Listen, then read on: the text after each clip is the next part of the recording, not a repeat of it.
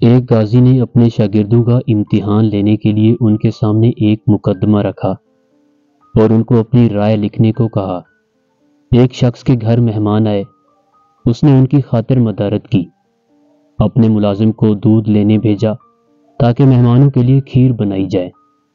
ملازم دودھ کا برتن سر پہ رکھے آ رہا تھا کہ اوپر سے ایک چیل گزری جس کے پنجوں میں سانپ تھا۔ سانپ کے منہ سے زہر کے قطرے نکلے جو دودھ میں جا گرے۔ مہمانوں نے کھیر کھائی تو سب ہلاک ہو گئے۔ اب اس کا قصوروار کون ہے؟ پہلے شاگرد نے لکھا کہ یہ غلطی ملازم کی ہے، اسے برتن ڈھانپنا چاہیے تھا، لہٰذا مہمانوں کا قتل اس کے ذمہ ہے، اسے سزا دی جائے گی۔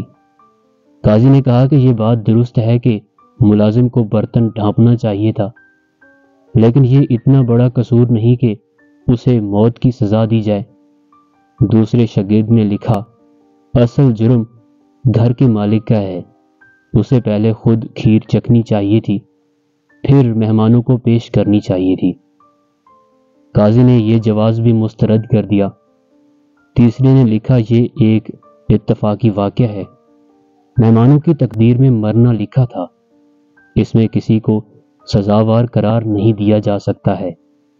قاضی نے کہا کہ یہ کسی جج کی اپروچ نہیں ہونی چاہیے۔ جج اگر مقدمات تقدیر پر ڈال دے گا تو انصاف کون کرے گا؟ چوتھے نے کہا کہ سب سے پہلا سوال یہ ہے کہ یہ سارا منظر دیکھا کس نے؟ کس نے چیل کے پنجوں میں سانپ دیکھا؟ کس نے سانپ کے منہ سے زہر نکلتا دیکھا؟